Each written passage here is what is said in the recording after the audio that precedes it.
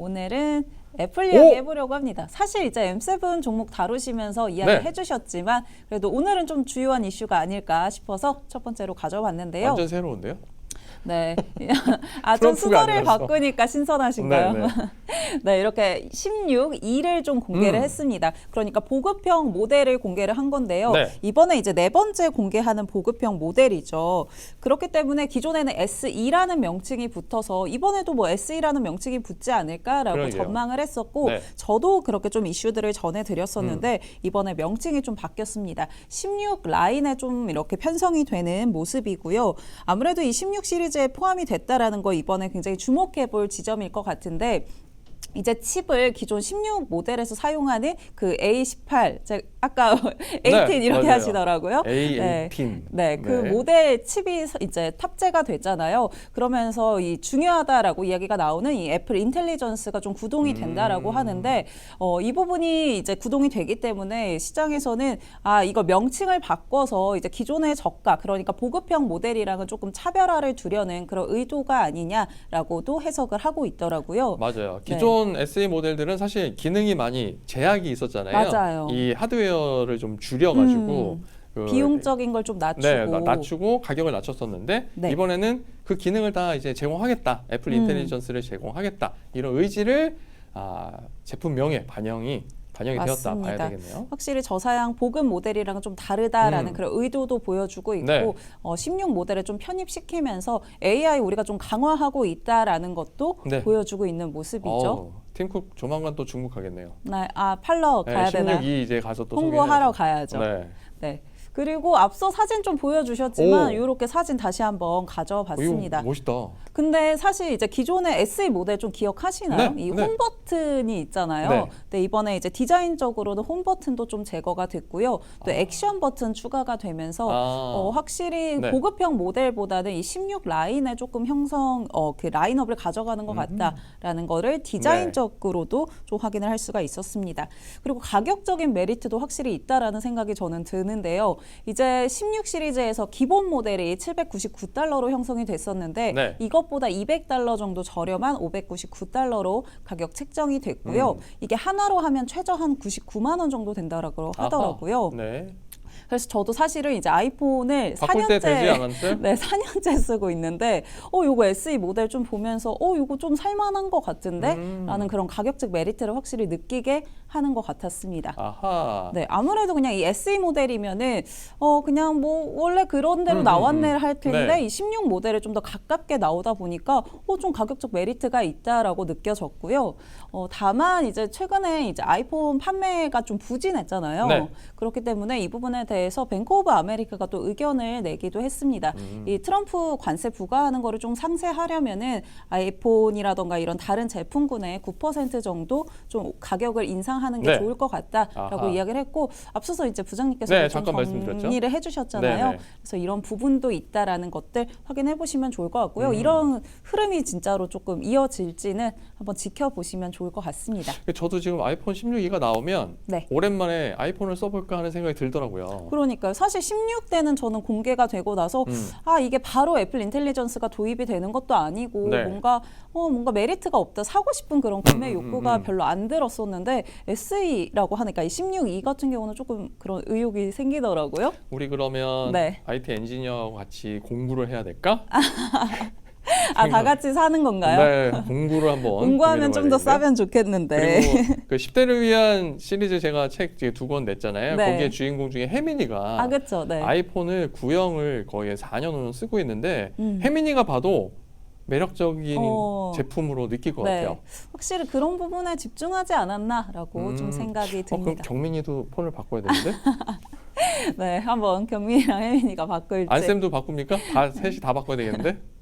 확실히 그만큼 좀 수요가 있지 않을까 생각이 드네요. 상대적으로 수요가 좀 나오지 않을까? 사실 이게 수요라는 게 밑단에서부터 시작을 하는 거잖아요. 근데 뭔가 나도 이렇게 느끼다 보니까 이 부분에 대해서 좀 파이가 늘어나지 않을까? 그런 생각도 듭니다. 제가 아이폰을 사담이 좀 긴데 그 아이폰을 제가 사용할 때는 미국 출장 갈 일 있으면 제가 아이폰을 쓰거든요. 정말 편하거든요. 호환이 미국 가서 잘 되니까. 너무 좋은 거예요.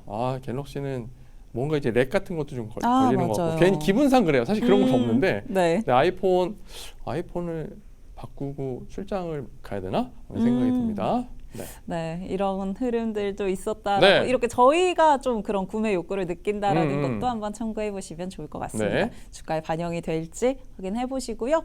두 번째는 역시 빠질 수 없는 트럼프로 가져와 봤습니다. 간밤에 또 관세 이야기가 있었죠. 그렇죠.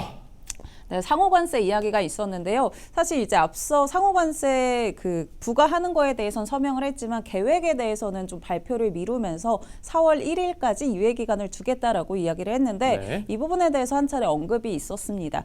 이제 자동차라던가 의약품에 대해서 25% 최저로 이제 관세가 부과가 될 것이다라고 이야기를 했고요. 특히나 의약품에 대해서는 25% 이상도 관세가 부과될 수 있다라고 이야기를 했습니다. 그러면서 이 부분에 대해서 피해를 어느 국가가 볼 것이냐라고 좀 보면은 이제 자동차 같은 경우는 앞서 뭐 캐나다 관세 부과 이야기하면서 너무 많이 이야기가 나왔지만 캐나다가 가장 많이 이제 영향을 받을 것이다라고 보고 있고요. 그밖에 멕시코라던가 일본도 좀 영향을 받아갈 것이다라고 보고 있었습니다. 그밖에 의약품 같은 경우에는 이제 인도나 뭐 일본이 또 역시나 해당이 되는데요.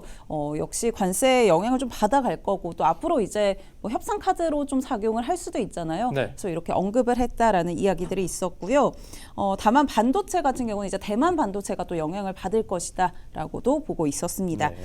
그리고 미국에 투자하러 들어올 시간을 좀 주고 싶다라고도 이야기를 했는데 여기서 계속 말하는 기조가 미국에 공장 세우면 우리 관세 안 부과할게 라고 이야기를 하잖아요. 그렇기 때문에 실질적으로 4월 2일에 바로 부과가 되는 거는 아니고 좀 유예 기간을 어느 정도 줄 수도 있다라고 시장들은 좀 분석을 하고 있어서 이런 부분들도 한번 체크는 해보시는 게 좋을 것 같습니다. 어쨌든 우리나라가 피해가 클 것 같아서 좀 걱정이 됩니다. 우리나라도 좀 거기에서 벗어날 수는 없을 것 같은데 또 잘 대응하는 게 중요하겠죠. 그래서 어떤 소식들이 있을지도 한번 제가 가져와 보도록 하겠고요. 세 번째도 트럼프입니다. 우크라이나 이야기가 계속해서 나오고 있는데 사실 이제 뭐 정상회담이라던가 좀 종전에 많이 가까워지고 있는 모습이지만 젤렌스키랑 또 트럼프는 조금 갈등이 있는 그런 모습도 보여주고 있어서 관련 소식 한번 준비를 해봤습니다. 우선은 이 부분 좀 살펴보면은요, 젤렌스키 대통령에 대해서 코미디언이라고 이렇게 이야기를 했더라고요. 맞잖아요. 사실 코미디언에서 원래 그렇죠. 원래 직업이 코미디언이죠. 깜짝 놀랐네. 근데 사실 이제 코미디언에서 성공한 좀 코미디언이다 이렇게 이야기를 하면서 조금 까내리는 그런 이야기로 시작을 했고요.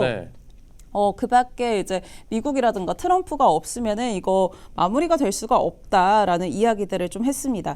그리고 사실 시작할 필요도 없고 이길 수도 없는 전쟁에 미국이 이 3,500달러를 진출하게 했다라고 하면서 좀 비난을 이어가는 모습들 있었고요.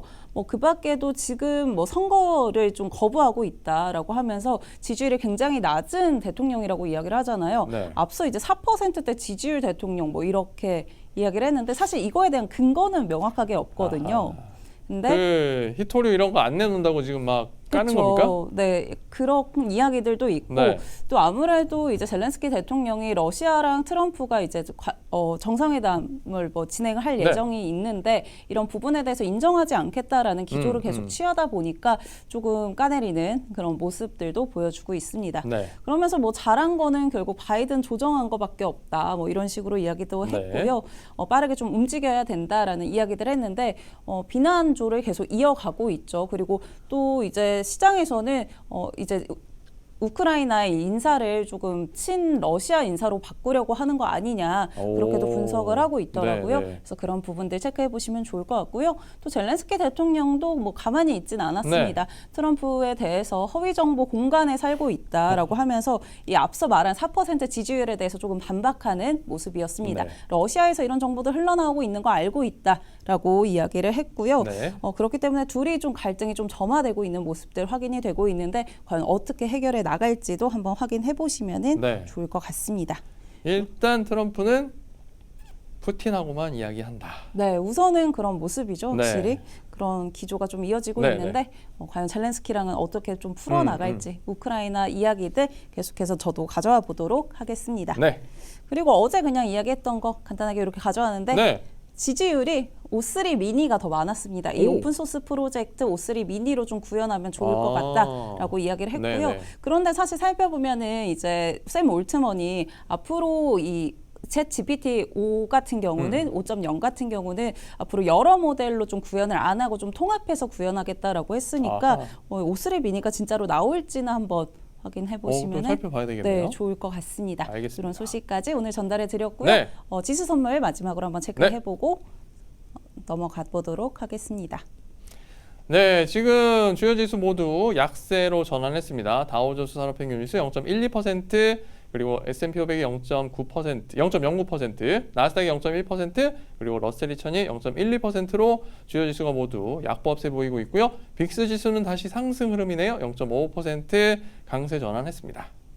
네, 지수 선물까지 체크해봤습니다. 네. 오늘 이슈들 이렇게 정리해드렸고요. 이어지는 박명석의 K픽 통해서 국내 시장의 힌트들도 찾아가 보시기 바랍니다.